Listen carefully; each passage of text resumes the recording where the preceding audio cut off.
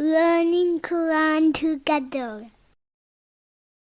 Bismillah, alhamdulillah, wassalatu wassalamu ala rasulillah. Surah Ra'd ayat 29. allazीना आमनु व आमिलु सालिहाती, जो लोग ईमान लाए और उन्होंने नेक अमल किए, तूबा लहुम, उनके लिए खुशहाली है, व हुस्नु मआब, और अच्छा ठिकाना है। यानी जो अपने दिल से अल्लाह ताला, उसके फ़रिश्तों, उसकी किताबों और आखिरत के दिन पर ईमान लाए और उन्होंने नेक अमल किए, हर वो अमल जो अल्लाह ताला के हुक्म के मुताबिक खालिसतन उसकी रज़ा के लिए और नबी सल्लल्लाहु अलैहि वसल्लम की सुन्नत के मुताबिक हो, वो अमल सालेह है। अमाल सालेह का ताल्लुक दिल, ज़ुबान और आज़ा से है। दिल के नेक अमाल जो दिल की इबादत है, उनमें इखलास, अल्लाह ताला से मोहब्बत, तवक्कुल, अल्लाह का खौफ रखना, उससे उम्मीद बांधना, तकवा, सब्र करना, शुक्र वगैरह, ये सब शामिल है। ज़ुबान के अमाल में ज़िक्र इलाही, दुआ, तिलावत, कुरान पाक की तालीम, नेकी का हुक्म देना, बुराई से रोकना वगैरह आ जाता है। और अज़ा के अमाल में नमाज, खिदमत खलक के काम, हलाल रिज़्क़ कमाना, दावत इल्लाह के काम और जहाद फ़ी सबीलिल्लाह वगैरह हैं, जिनके ज़रिए ईमान की तस्दीक होती है। तूबा लहुम, उनके लिए राहत और फरहत है। तूबा जन्नत के एक दरख्त का नाम है जिसकी टहनियाँ सारी जन्नत में फैली हुई हैं और हर घर में उसकी एक शाख है। इब्ने जरीर। हज़रत अबू सईद खुदरी रज़ी अल्लाह तआला अन्हु बयान करते हैं कि नबी सल्लल्लाहु अलैहि वसल्लम ने फरमाया, जन्नत में एक ऐसा दरख्त है कि अगर उम्दा घोड़े या तेज़ रफ्तारी के लिए तैयार घोड़े का सवार उसके साये में 100 साल तक भी चलता रहे तो उसका साया ख़त्म नहीं होगा। सही बुखारी 6553। व हुस्नु मआब, और अच्छा ठिकाना है, यानी जन्नत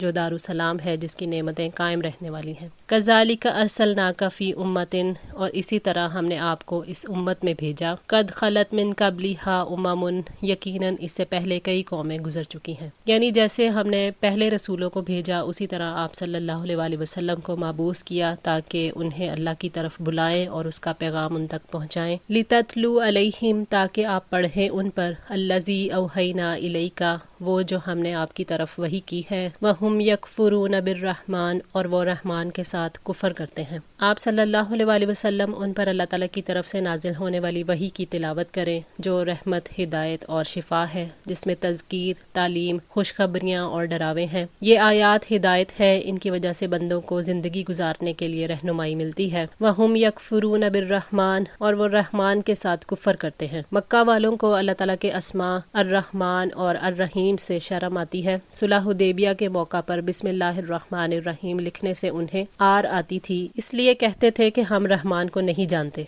इसलिए फरमाया, कुलिद उल्लाह अविद उर रहमान अय्यम्मा तदउ फलहुल अस्माउल हुस्ना। आप कह दें कि अल्लाह कहकर पुकारो या रहमान कहकर पुकारो, जिससे भी तुम पुकारो सब बेहतरीन नाम उसी के हैं। सूरह बनी इसराइल 110। वो अर रहमान का इनकार करते हैं जिसने इतनी नेमतें अता की हैं जिनका वो शुमार नहीं कर सकते। उसकी रहमत ने हर चीज़ का अहाता कर रखा है और वो उसकी रहमत और उसके फजल का शुक्र अदा नहीं करते। कुल हुआ रब्बी, आप कह दें वही मेरा रब है। ला इलाहा इल्लाहु, उसके सिवा कोई माबूद नहीं। अलैहि तवक्कलतु, उसी पर मैंने भरोसा किया। व इलैहि मताब, और उसी की तरफ मेरा लौटना है। वो मेरा रब है और जब से वो मुझे वजूद में लाया है उस वक़्त से मेरी परवरिश कर रहा है। मेरा ईमान है, वही मेरा रब है और वही सच्चा माबूद है। उसके सिवा कोई इबादत के लायक नहीं, वही एतमाद के लायक है और मैं अपने हर काम में उसी पर एतमाद करता हूँ। हर मोमिन को अल्लाह ताला पर तवक्कुल करना चाहिए क्योंकि उसका रिश्ता अल्लाह ताला की ज़ात से है। अल्लाह ताला पर एतमाद किया जा सकता है क्योंकि उससे ज़्यादा कोई अपने वादों को पूरा नहीं कर सकता। अल्लाह की ज़ात के सिवा कोई भरोसे के लायक नहीं।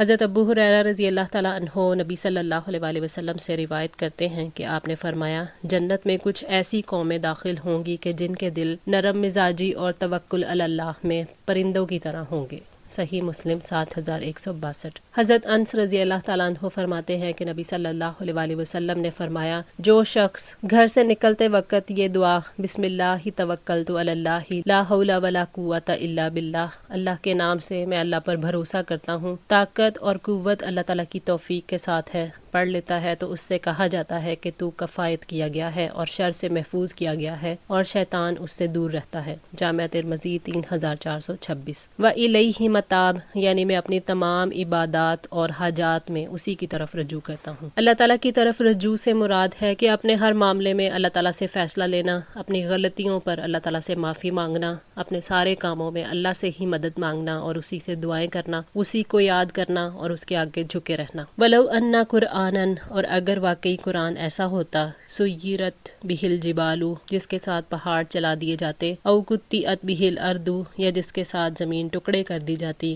او کلما بہل موتا، یا اس کے ساتھ مردوں سے کلام کیا جاتا، بل اللہ الامر جمیعا، بلکہ سارے کا سارا کام اللہ تعالیٰ ہی کے اختیار میں ہے۔ یعنی اگر اللہ تعالیٰ کی پہلی کتابوں میں سے کوئی قرآن ایسا ہوتا جس سے پہاڑ اپنی جگہ سے ہٹا دیے جاتے، یا اس کے ذریعے سے زمین ٹکڑے ٹکڑے کر دی جاتی، یعنی اسے پھاڑ کر دریاؤں اور باغوں میں تبدیل کر دیا جاتا، یا اس کے ذریعے یا اس کی برکت سے مردے زندہ ہو کر بولنے لگتے، تو وہ قرآن ہی ہوتا جس میں یہ صفات پائی جاتی۔ اس قرآن میں وہ اعجاز ہے کہ تمام انسان اور جن مل کر بھی اس کی آیت نہیں بنا سکتے۔ اللہ تعالیٰ نے فرمایا، لو انزلنا ھذا القرآن علی جبل لرأیتہ خاشعا متصدعا من خشیۃ اللہ، اگر ہم اس قرآن کو کسی پہاڑ پر نازل کر دیتے تو یقیناً آپ اسے اللہ کے خوف سے پست ہونے والا، ٹکڑے ٹکڑے ہونے والا دیکھتے۔ سورہ الحشر 21۔ نبی صلی اللہ علیہ وآلہ وسلم نے فرمایا، ہر نبی کو کوئی نہ کوئی ایسا معجزہ ملا جسے لوگ دیکھ کر ایمان لائے، مجھے ایسا معجزہ ملا جو قرآن ہے، اور مجھے امید ہے کہ میری امت کی تعداد تمام امتوں کی تعداد سے زیادہ ہوگی۔ ابن کثیر۔ بل اللہ الامر جمیعا، بلکہ سارے کا سارا معاملہ اللہ تعالیٰ ہی کے اختیار میں ہے، وہ جسے چاہتا ہے ہدایت دیتا ہے اور جس کو چاہتا ہے گمراہ کر دیتا ہے، اس لیے اللہ تعالیٰ صرف وہی معجزے دکھاتا ہے جن کا تقاضا اس کی حکمت کرتی ہے۔ افلم ییأسی، کیا بھلا نہیں مایوس ہو گئے، الذین آمنوا، جو لوگ ایمان لائے، ان لو یشاء اللہ، کہ اگر اللہ تعالیٰ چاہتا، لہد الناس جمیعا، تو سب انسانوں کو ہدایت دے دیتا۔ یعنی ایمان والے کیوں نا امید ہو گئے؟ کیا انہیں معلوم نہیں کہ اللہ تعالیٰ ہدایت دینے پر قدرت رکھتا ہے؟ وہ چاہتا تو سب لوگوں کو ہدایت دے دیتا اور ساری دنیا میں لوگ صرف اسلام پر چلتے، مگر اللہ تعالیٰ ایسا نہیں کرنا چاہتا، وہ جسے چاہتا ہے ہدایت دیتا ہے اور جسے چاہتا ہے گمراہ کرتا ہے۔ ولا یزالوا، اور ہمیشہ رہیں گی، الذین کفروا، جن لوگوں نے کفر کیا، تصیبہم، پہنچتی رہے گی انہیں، بما صنعوا، اس وجہ سے جو انہوں نے کیا، قاریاتن، کوئی آفت، او تحل قریبا من دارہم، یا وہ اترتی رہے گی قریب ہی ان کے گھر کے۔ یعنی کافر کبھی نصیحت حاصل نہیں کرتے، اسی وجہ سے کافروں پر ہمیشہ مصیبتیں نازل ہوتی رہتی ہیں، ان کے کفر اور شرک کی وجہ سے، یا ان کے آس پاس کی بستیاں مصیبتوں کا شکار رہتی ہیں تاکہ وہ عبرت پکڑیں اور اپنی بدعمالیوں سے باز آ جائیں۔ اللہ تعالیٰ نے فرمایا، وَلَقَدْ أَهْلَكْنَا مَا حَوْلَكُم مِّنَ الْقُرَىٰ وَصَرَّفْنَا الْآيَاتِ لَعَلَّهُمْ يَرْجِعُونَ، اور ہم نے تمہارے آس پاس کی بستیاں تباہ کر دیں اور ہم نے پھیر پھیر کر اپنی آیات بیان کی، شاید کہ وہ لوٹ آئیں۔ سورہ الاحقاف 27۔ حتیٰ یأتی وعد اللہ، یہاں تک کہ اللہ تعالیٰ کا وعدہ آ جائے، ان اللہ لا یخلف المیعاد، بلا شبہ اللہ تعالیٰ اپنے وعدے کی خلاف ورزی نہیں کرتا۔ حسن نے کہا کہ اللہ تعالیٰ کے وعدے سے مراد قیامت ہے، اللہ تعالیٰ کے وعدے سے مراد فتح مکہ، ناگہانی آفت یا قیامت کا دن ہے۔ ابن کثیر۔ یعنی اللہ تعالیٰ نے مسلمانوں سے اور نبی صلی اللہ علیہ وآلہ وسلم سے جو فتح کا وعدہ کیا ہے وہ ضرور پورا ہوگا، کیونکہ وہ کبھی اپنے وعدے کی خلاف ورزی نہیں کرتا۔ اللہ تعالیٰ نے فرمایا سورہ ابراہیم آیت 47 میں، فَلَا تَحْسَبَنَّ اللَّهَ مُخْلِفَ وَعْدِهِ رُسُلَهُ إِنَّ اللَّهَ عَزِيزٌ ذُو انتقام، چنانچہ آپ اللہ تعالیٰ کو ہرگز ایسا نہ سمجھیں کہ وہ اپنے رسولوں سے وعدے کے خلاف کرنے والا ہے، یقیناً اللہ تعالیٰ سب پر غالب، انتقام لینے والا ہے۔ یہ اللہ تعالیٰ کی طرف سے نزول عذاب کے بارے میں تنبیہ ہے جس کا اللہ تعالیٰ نے ان کے کفر، دشمنی اور ظلم کی بنا پر وعدہ کر رکھا ہے۔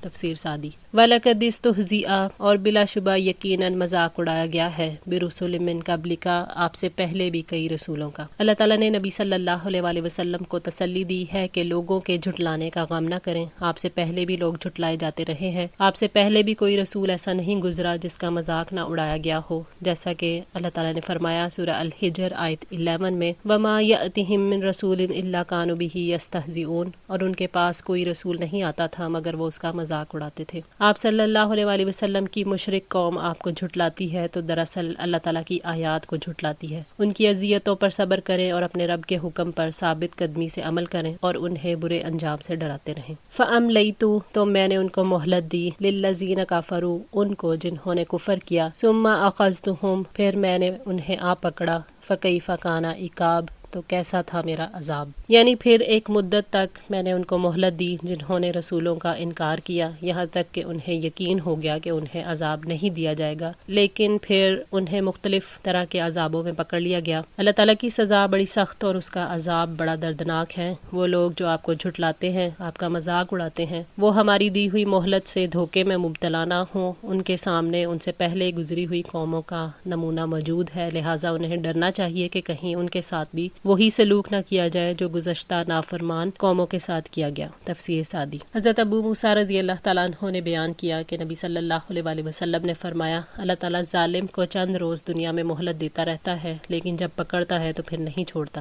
راوی نے بیان کیا کہ پھر آپ نے اس آیت کی تلاوت کی، اور تیرے رب کی پکڑ اسی طرح ہے جب وہ بستی والوں کو پکڑتا ہے جو اپنے اوپر ظلم کرتے رہتے ہیں، بے شک اس کی پکڑ بڑی تکلیف دینے والی اور بڑی سخت ہے۔ صحیح بخاری کتاب التفسیر۔ افمن ہوا قائم، تو کیا وہ جو نگران ہے، علی کل نفس، ہر جان پر، بما کسبت، جو اس نے کمایا، وجعلوا للہ شرکاء، اور انہوں نے اللہ تعالیٰ کے کچھ شریک بنا لیے ہیں۔ یعنی کیا وہ جو ہر ایک کے اعمال کا محافظ اور نگران ہے، جو انہیں رزق دیتا ہے، ان کے اچھے برے اعمال کو جانتا ہے، جو انہیں ان کے اعمال کی جزا دے گا، اور وہ اللہ تعالیٰ ہے، اس کی طرح ہو سکتا ہے جو نہ حفاظت کرتا ہے، نہ رزق دیتا ہے، نہ علم رکھتا ہے، نہ جزا سزا دیتا ہے۔ وہ اللہ تعالیٰ کے ساتھ ان ہستیوں کی عبادت کرتے ہیں جن کے پاس کوئی اختیار نہیں۔ کل سموہم، آپ کہہ دیں تم ان کا نام پکارو، ام تنبئونہ، کیا تم خبر دے رہے ہو اسے، بما لا یعلم فی الارض، جس کو وہ زمین میں جانتا ہی نہیں ہے، ام بظاہر من القول، یا یہ ظاہری باتوں میں سے ہے۔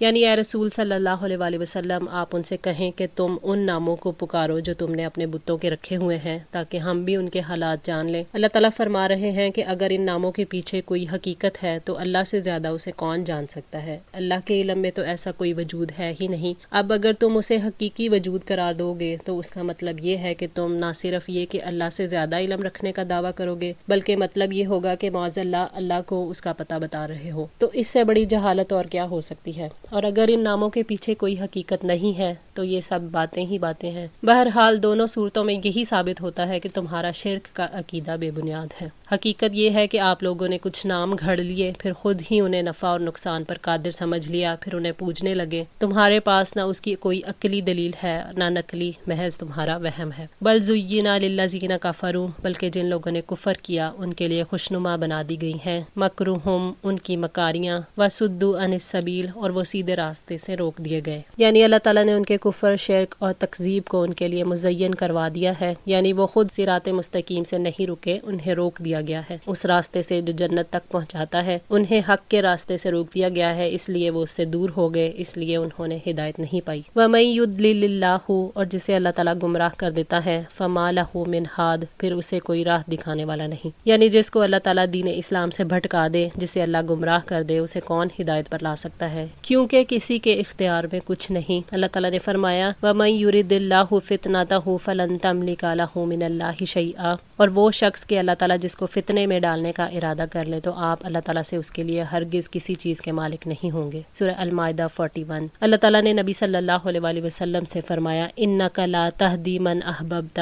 وَلَكِنَّ اللَّهَ يَهْدِي مَن يَشَاءُ وَهُوَ أَعْلَمُ بِالْمُهْتَدِينَ، یقیناً آپ جسے چاہیں ہدایت نہیں دے سکتے مگر اللہ تعالیٰ جسے چاہتا ہے ہدایت دیتا ہے، اور وہ ہدایت پانے والوں کو زیادہ جاننے والا ہے۔ سورہ القصص 56۔ آج کے لیے اتنا ہی۔ دعا ہے اللہ تعالیٰ ہماری اس کوشش کو قبول فرمائے، ہماری غلطیوں کوتاہیوں کو معاف فرما کر ہماری اصلاح فرمائے۔ جزاکم اللہ خیر، والسلام علیکم ورحمۃ اللہ وبرکاتہ۔